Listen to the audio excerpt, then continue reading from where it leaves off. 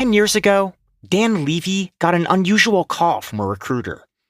At the time, he was a successful marketing executive who had worked at companies like MTV and World Wrestling Entertainment. He spent all day thinking about digital advertising, ads on social networks and video sharing sites. But the phone call was about an opportunity in a much less glamorous field: billboards. I originally turned down the interview because who wants to be a billboard marketing guy? Everything in the media and the advertising world had been going so aggressively towards digital and towards mobile. So first pass, it didn't seem like it was the type of move that made sense for me. But Levy gave the opportunity a second pass, and he changed his mind.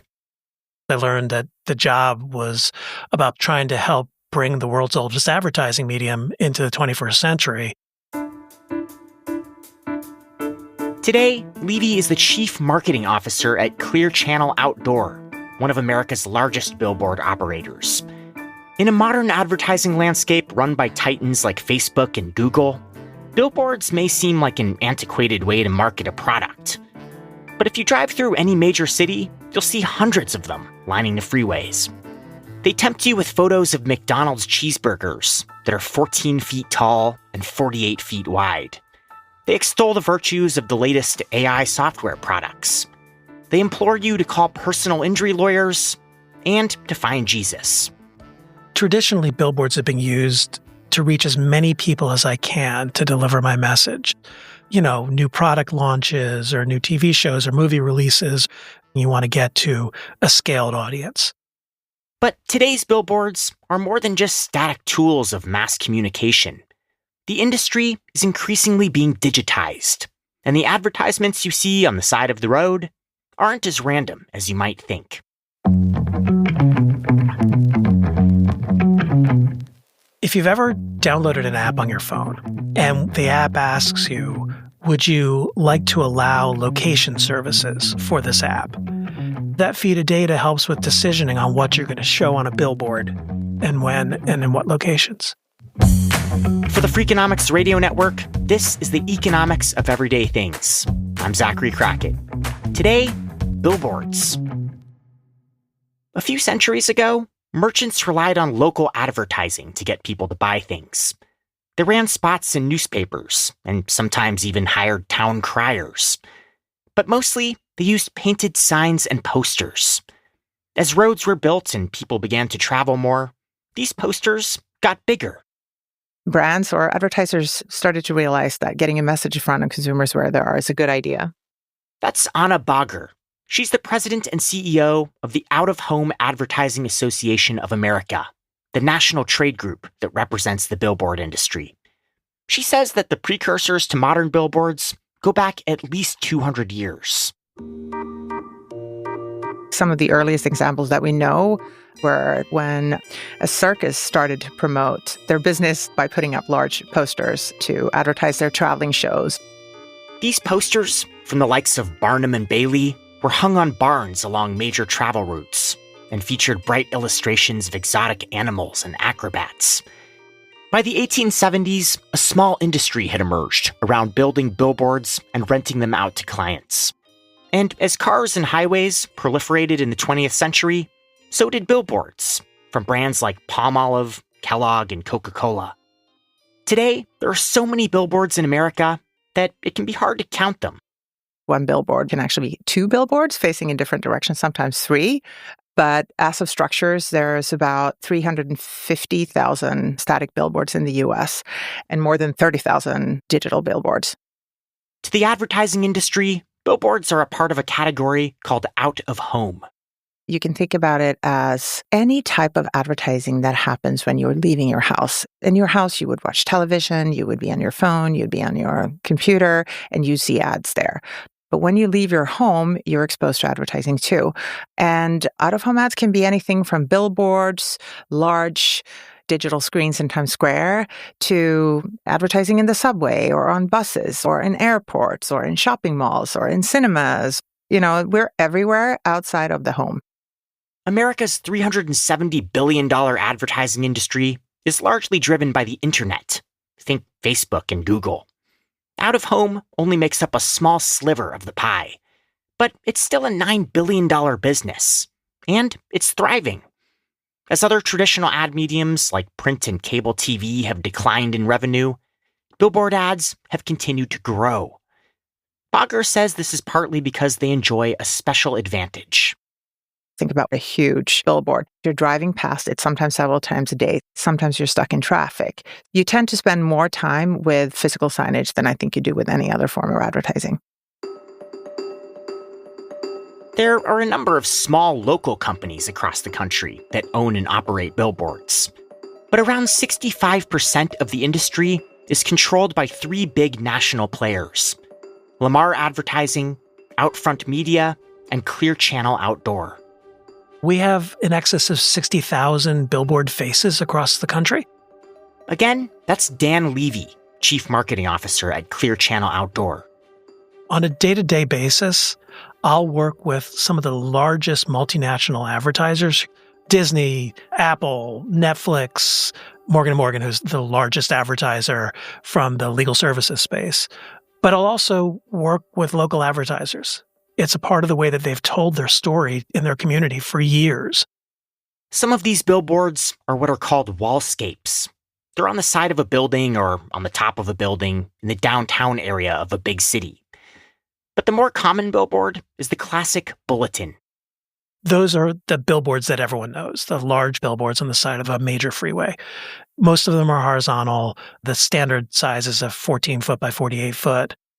In a desirable area, getting these billboards up and running is a competitive process.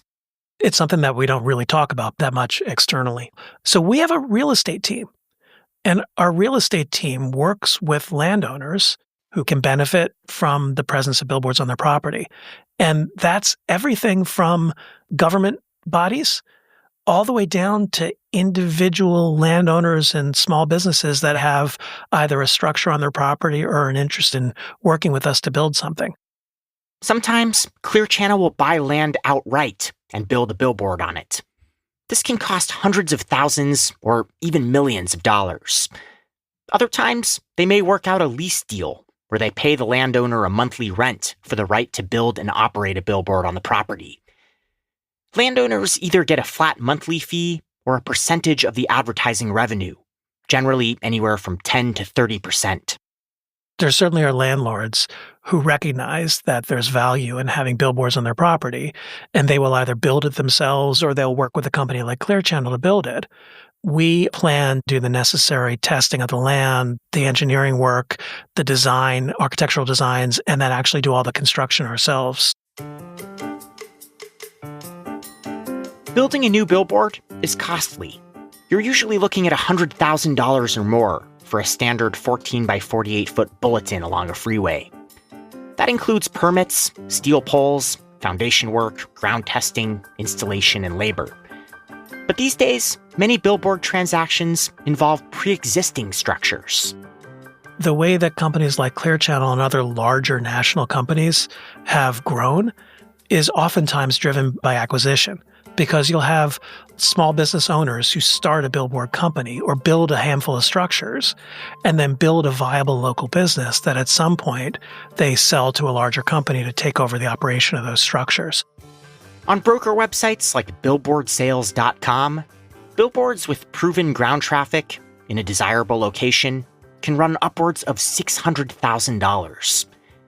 It's a big upfront cost, and companies like Clear Channel make their money back by renting out the blank canvas to advertisers. These deals can work in a few different ways. Most larger advertisers will buy a collection of locations, but then you also have local advertisers who have one store and they just want that billboard that's down the street from them. And is there a standard time period that you commit to for a billboard when you rent a billboard space? So a 4-week period used to be the standard, but Apple, Disney, Netflix, Verizon, Geico, so many brands do long-term contracts for specific locations that they don't want to ever give up. And so the inside baseball language for that is oftentimes referred to as a perm, or a permanent contract, where it's a long-term contract for that location, where they change the creative out throughout the contract. For advertisers, billboards can be an affordable way to reach a lot of people. Nationally, the average cost is around $4,000 a month. But the actual prices can vary a lot, depending on the market, the specific location, and the size of the billboard. We have billboards that will cost you hundreds of thousands of dollars to rent for a few weeks. And we have billboards that cost hundreds of dollars. What's a $100,000 billboard? Times Square, Sunset Strip, places that are so in demand. Whether a billboard is in Times Square or on the side of a freeway in Arkansas, the ad has to be carefully designed to attract attention. What works in other mediums often doesn't work on a billboard. It would make sense to assume you could take an online banner ad and just put that on a billboard because it's horizontal. Not only do you have issues with the resolution and the quality of it, but it's a completely different viewing experience. And so we advise our advertisers on, for example, 7 words or less. We recommend that they have one image. There are best practices as far as color combinations to make sure that things are readable. How would you describe the perfect billboard? Quick, well-designed, clean layout, ideally with copy that is easily understood or clever that will get your attention and get you, as you're driving by, going, wow, what was that? When you get to the office, it becomes something that's sort of lodged in your brain that you want to find out more about. And once you have a good design, how do you go about printing a massive 14 by 48 foot billboard? Back in the day, you used to break it down into individual sheets. You would have artists painting directly on that structure, and then that face would be put on a truck and hung. Today, it's typically large format printing onto a vinyl type of substrate that allows it to be put up as one image. The printing method isn't the only thing that's changed over time. While most billboards still use those vinyl static images you see on freeways and on the sides of buildings, today's industry is increasingly going digital and high-tech. And that's shaking up the economics of the field. That's coming up.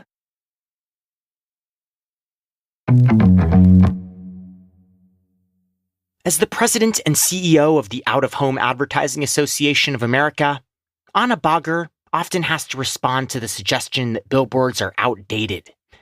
Internet ads now make up more than 70% of all advertising spending in the US.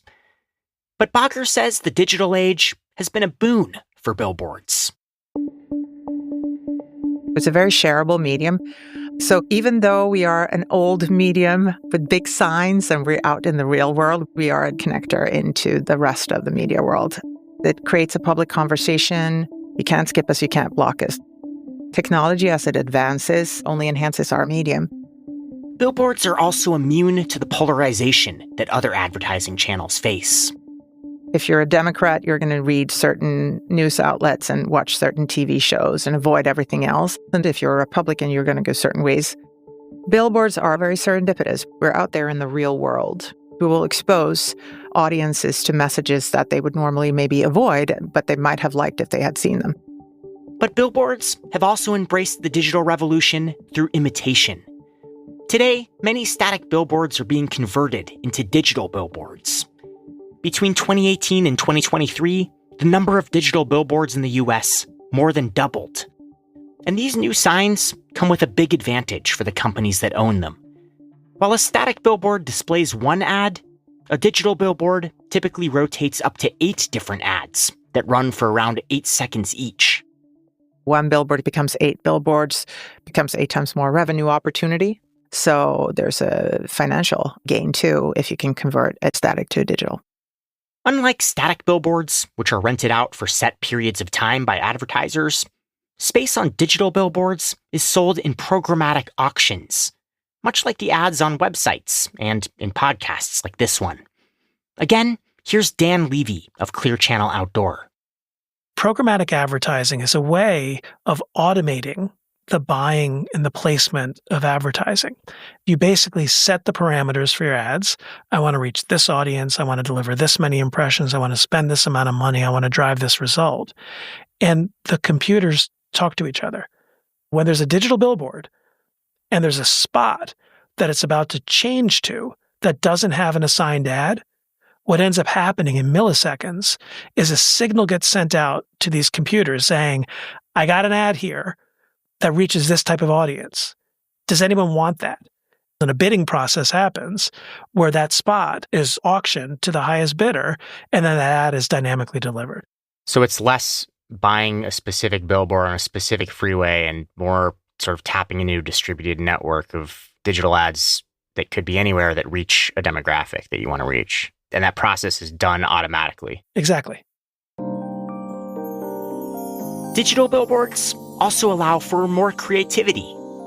You can change your creative based on different times of the day. So you can have a fast food restaurant that promotes breakfast during morning drive, but dinner during evening drive. A hot drink when it's cold outside and a cold drink when it's warm outside. We have advertisers that incorporate sports scores into their creative. You can incorporate news headlines into your creative. All of this happens by having a feed of data that goes into the ad. This isn't the only way that technology is being leveraged by billboard companies. Traditionally, says Levy, billboards are what's called a one-to-many advertising medium. You set up in one spot and hope to get recognition through broad exposure to a lot of people. But advertisers increasingly want to reach a more targeted audience. And the billboard industry can help them, thanks to the location tracking data on the apps you use on your phone. Every smartphone has a unique identifying number on it. We don't follow individuals. We don't know anything about specific people, but we have the ability to understand the prior behaviors of those devices that we've seen. We look at the composition of the devices that we see going past that billboard. So if you have a coffee shop and you're trying to advertise to people who drink coffee at Starbucks, for example, we could show you 2 billboards, each of which deliver 1 million impressions a week. But one of them, half the audience has been seen in a coffee shop, and the other one is only 20%. And all things being equal, the one with half drinking coffee is the right one for you. We try and minimize the inefficiency of buying a billboard by making sure that the highest composition of those lots of people align with who you're trying to reach. These advancements are welcome to advertisers. But billboards aren't without their critics. Since the beginning of the interstate highway system, if not before, people have complained that they're an eyesore. The nonprofit Scenic America has been fighting new billboards for more than 40 years. And billboards are outright banned in Alaska, Hawaii, Maine, and Vermont. Not everyone loves a billboard, but most people don't mind them. In Anna Bogger's opinion, billboards are actually some of the least intrusive advertisements in modern society. Consumers, more than ever, I think, have an appreciation of ads that are not interrupting what they're doing in the moment. You're watching television and it interrupts what you're doing.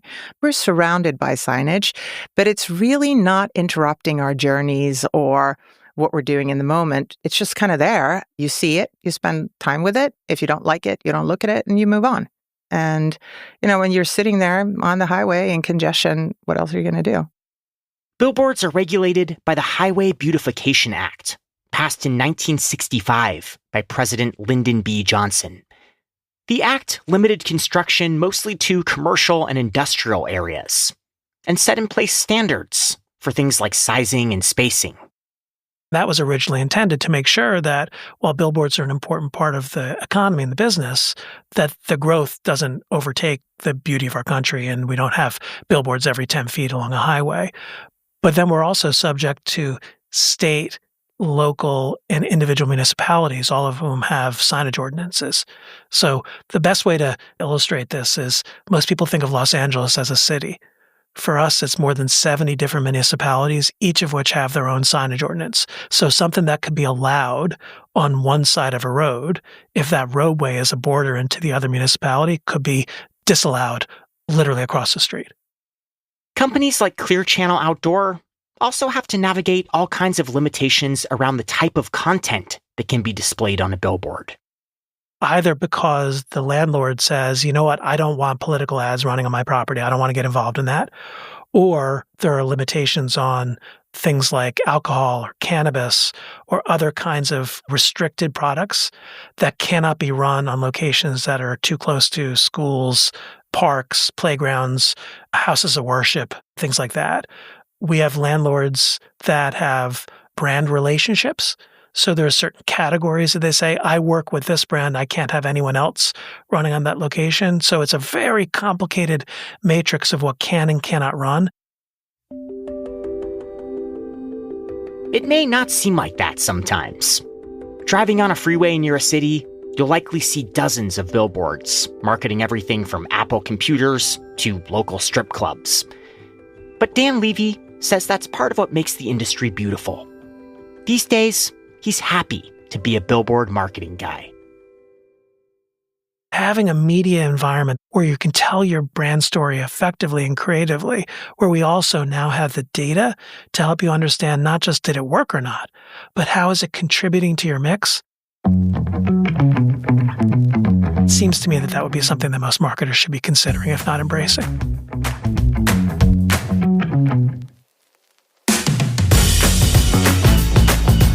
For the economics of everyday things, I'm Zachary Crockett. This episode was produced by me and Sarah Lilly and mixed by Jeremy Johnston. We had help from Daniel Moritz-Rapson and Dalvin Abawaji. And thanks to listeners Christine Nesselroth, Mariah Vandiver, and Kaylee Hall, who suggested this topic. If you have an idea for an episode, feel free to email us at everydaythings@freakonomics.com. Our inbox is always open. All right, until next week. We did a billboard on the Sunset Strip that snowed. You could drive past it or walk underneath it, and snow in Los Angeles would be falling from the billboard. The Freakonomics Radio Network, the hidden side of everything. Stitcher.